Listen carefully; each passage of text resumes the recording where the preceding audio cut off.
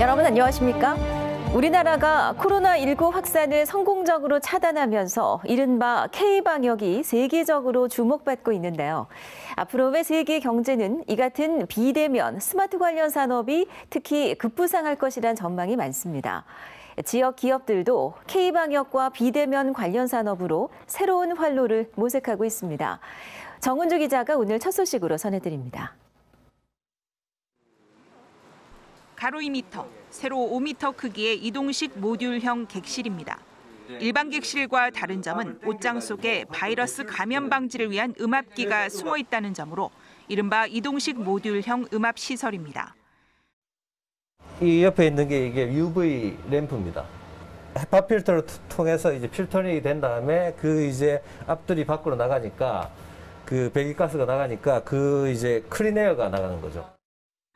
부산의 한 스타트업이 지난 2월 개발에 성공했고 2달 뒤에는 싱가포르 국립병원에 객실 50개가 처음 수출되는 성과를 이뤘습니다. 현재는 미국과 동남아, 중동 등지에서도 주문 상담이 잇따르고 있다는 설명입니다. 제일 이제 많이 물어보는 게 짧은 시간 내에 공급을 할 수 있느냐, 그리고 이제 현장의 작업이 어떻게 되느냐, 그리고 음압 기능에 대해서 많이 물어봅니다. 그런 부분에 대해서는 기술적으로 저희들이 모두 이제 자료를 보내드리면 상당히 만족을 하시고. 아파트 주민들을 위한 비대면 서비스 앱 제공에 나선 기업도 있습니다. 신규 분양 아파트의 입주와 관련해 주민들의 오픈하우스 방문일, 입주 날짜 예약을 도와 많은 사람들이 아파트 현장에 한꺼번에 몰리지 않게 도와주는 서비스입니다. 창원의 한 신규 아파트 입주 현장에서 최근 활용됐고 올해 안에만 전국의 20여 개 신규 아파트 12만 세대가 이 서비스를 이용하기로 일군 건설사와 계약을 체결했습니다. 대면 인원을 최소화시켜서 효율적으로 운영할 수 있도록 저희가 그걸 조치를 했고 현장에서 저희가 이제 발빠른 대응을 통해서 우리 직원들의 안전도 그리고 입주민들의 안전을 이제 최우선적으로 생각을 해서. 부산시도 코로나19로 부상한 3대 산업으로 비대면과 스마트 산업, 헬스, 방역 산업을 꼽고 집중 육성을 논의 중인 가운데 코로나19를 기회로 삼아 활로를 모색 중인 지역 기업들의 활약이 주목되고 있습니다. MBC 뉴스 정은주입니다. 부산시가 이태원 클럽 연관 대상자 22명을 추가로 검사한 결과 모두 음성으로 확인돼 부산에선 6일째 확진 환자가 발생하지 않은 가운데 내일부터 각급 학교의 등교 수업이 순차적으로 시작되는 데 맞춰 학교 방역 체계가 강화됩니다. 부산교육청은 고3과 중3은 매일 등교를 원칙으로 학생 수 1,000명 이상 과대학교 30곳은 각 학년별로 20분 이상 시차 등교를 실시하고 학급당 30명이 넘는 과밀 학급의 경우 교실 내 사물함을 복도에 배치하고 책상 간 거리를 최대한 확보하도록 했습니다.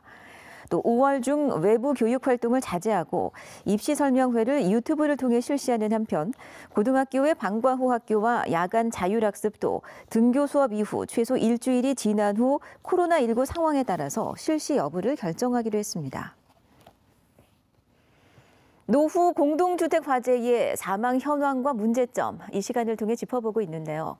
소방시설이 부실한 노후주택에선 화재 참사를 막을 수 있는 가장 현실적인 방법이 바로 연기 감지기와 소화기 설치라고 합니다. 이건 법으로도 의무화됐는데요. 아직 사각지대가 많아서 주의가 필요하다는 지적입니다. 송광모 기자입니다. 지난 4월 사하구의 한 주택에서 불이 났습니다. 집안에는 70대 부부가 잠을 자고 있었지만 다행히 신속히 대피해 화를 면했습니다. 현관에 설치해둔 연기 감지기로 화재를 빠르게 인지했던 것입니다. 부산에서 연기 감지기로 큰 피해를 막은 사례는 지난 1년 동안에만 26건, 효과는 확실히 입증되고 있습니다. 법이 개정되면서 2012년 이후 지어진 주택은 연기 감지기와 소화기가 의무 설치됐지만 부산에는 그 이전에 지어진 주택만 100만 가구, 전체의 87%입니다. 특히 연기 감지기는 번거롭다는 이유로 설치를 미루고 있는 게 현실입니다. 하지만 단독 경보형 감지기를 이용하면 별도의 시공 없이 단 5분 만에 설치가 가능합니다. 시중에서 쉽게 구할 수 있는 단독 경보형 감지기라는 화재 감지기입니다. 이 장비는 이렇게 건전지로 작동하기 때문에 별도의 배선 작업 없이 가정에서 쉽게 사용할 수 있습니다. 단독경보형 감지기는 반드시 각 방마다 1개씩 설치해야 하고 오작동을 막기 위해 주기적으로 표면을 청소해야 합니다. 또 반응이 느린 열 감지기가 달린 주택은 추가로 단독경보형 감지기를 설치할 필요가 있습니다. 열 감지기의 경우에는 열을 감지해서 동작하는 방식이기 때문에 감열부가 대부분 막혀 있습니다. 또 연기 감지기의 경우에는 연기가 유입돼서 동작하는 방식이기 때문에 유관상 유입부가 있는 것을 이제 확인할 수 있습니다. 소방당국은 집안에 비상 대피로나 완강기가 없는 노후 공동주택의 경우 특히 저층에서 불이 나면 옥상으로 대피하고 반드시 계단을 이용해야 지식사고를 피할 수 있다고 덧붙였습니다. MBC 뉴스 송강모입니다. 총리실에 김해신 공항 검증 결과가 다음 달쯤으로 임박한 가운데 검증 작업도 마무리 수순을 밟고 있습니다. 김해신 공항이 부적정하다는 결과가 나와야 새로운 동남권 관문공항 건설의 시발점이 되는 건데요. 근데 최근 기류가 심상치 않다는 판단 하에 지역 정치권과 상공계에 이어서 시민단체들도 대통령의 결단을 촉구하고 나섰습니다. 조재영 기자입니다. 김해신공항 검증 결과 발표가 이르면 다음 달로 임박했습니다. 검증위는 김해신공항이 안전과 소음, 환경 등에 문제가 있다는 잠정 결론을 내리고 국토부에 추가 자료를 요청해 놓은 상태입니다. 지난 13일엔 김해공항을 직접 찾아 현장 점검을 벌이기도 했습니다. 부산시는 객관적인 자료를 놓고 볼 때 김해신공항의 문제점이 명백히 확인될 걸로 기대하고 있지만 결과를 섣불리 예단하진 않고 있습니다. 국토부가 기존 정책을 뒤집는 부담 때문에 김해신공항 계획을 일부 보완하는 선에서 매듭 지으려 한다는 기류 역시 감지되고 있기 때문입니다. 이런 가운데 부울경 시민사회단체가 다시 목소리를 높이고 있습니다. 검증 과정의 신뢰성 문제를 제기하며 최종 검증 결과 발표를 앞두고 국토부의 부당한 입김을 차단하기 위해서입니다. 검증의 중립성이란 명분을 내세워 검증단의 모든 것을 맡길 것이 아니라 보다 책임 있는 자세로 관문공항이 무엇인가를 명확하게 규정합니다. 이들은 무엇보다 국정의 최종 결정권자인 대통령이 정무적 결단을 내려주길 촉구했습니다. 이미 수차례 한 동남권 관문공항 약속을 지켜달라는 겁니다. 이걸 판단할 수 있는 사람은 아무도 지금 나서지 않고 있습니다. 이제 남은 거는 대통령의 정무적 판단만 남았다고 생각합니다. 지난주 부울경 민주당 당선자와 부산 상공계가 총리와 면담을 갖고 정무적, 정책적 판단의 필요성을 강조한 데 이어 시민단체가 지역의 목소리 전달을 위한 대통령 면담을 공식 요청했습니다. MBC 뉴스 조지영입니다. 네, 공항에 이어서 이번엔 항만입니다. 공항과 항만, 이 두 곳은 부산 경제 발전의 양대 축이 되는 아주 중요한 인프라인데요. 부산 시민의 오랜 수건이었던 부산진역 컨테이너 야적장 이전이 본격화되면서 북항 2단계 재개발 사업도 숨통이 트일 것으로 보입니다. 이도원 기자입니다. 부산진역 컨테이너 야적장입니다. 시내를 가로지르는 위치는 원도심과 항만을 단절시켜 이곳을 포함한 철도시설 재배치는 시민들의 오랜 수건이었습니다. 주야 하역 작업으로 인해 가지고 주민들이 상당히 그 소음에 시달려 가지고 많은 피해를 입고 있었는데 북항 재개발 2단계 사업을 위해선 반드시 이전이 필요한 상황. 119제곱킬로미터에 달하는 철도 시설을 부산신항으로 이전하는 대규모 프로젝트입니다. 해양수산부가 부산진역 컨테이너 야적장 이전에 본격 착수했습니다.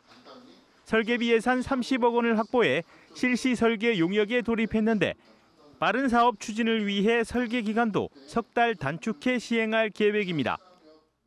해수부는 내년 상반기까지 실시 설계를 마친 뒤 관계기관 인허가를 거쳐 오는 2022년 초에는 착공한다는 방침입니다. 오는 2025년 마무리될 것으로 보이는 컨테이너 야적장 이전은 북항 재개발의 촉매제가 될 것으로 기대됩니다. 2단계 사업이 안 되면 반쪽 개발이 됩니다. 그래서 2단계 사업을 좀 빨리 가야지만 1, 2단계가 시너지를 얻게 되기 때문에 저희들은 빨리 좀 속도를 내려고 하고 있고요. 북항 2단계 재개발 사업이 예정대로 진행될 경우 북항에서 개최 예정인 2030 부산 월드 엑스포 유치에도 도움이 될 것이라는 전망입니다. MBC 뉴스 이두원입니다. 오거돈 전 부산시장의 성추행 사건을 수사 중인 경찰이 법무법인 부산에서 처리한 공증 관련 내용을 파악한 것으로 알려졌습니다. 부산경찰청은 최근 오 전 시장의 휴대전화를 압수한 뒤 디지털 포렌식 분석을 통해 오 전 시장과 성추행 피해자 측의 합의 공증 내용을 확보한 것으로 전해졌습니다. 경찰은 공증 내용을 바탕으로 참고인 조사와 피해자 진술 조서, 또 각종 증거 수집 자료 등을 정리한 뒤 조만간 오 전 시장을 소환해 성추행 사건 경위를 조사할 방침입니다. 변성환 부산시장 권한대행이 사퇴 번복으로 비난을 받고 있는 오거돈 전 시장의 측근인 신진구 대회협력보좌관과 내년 4월 시장 보궐선거 때까지 함께 일하겠다고 밝혔습니다.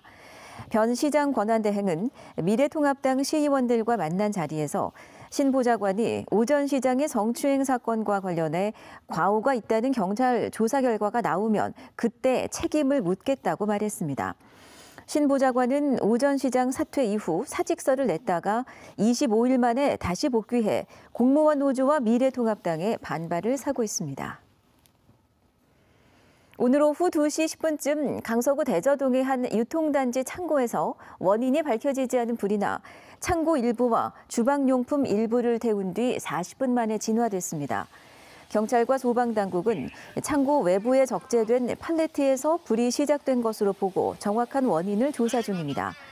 앞서 오전 11시쯤에는 강서구 생곡동 둔치 2호교 다리 아래에 있던 나무 적재물에서 원인 미상의 화재가 발생해 100만 원 상당의 재산 피해가 발생했습니다.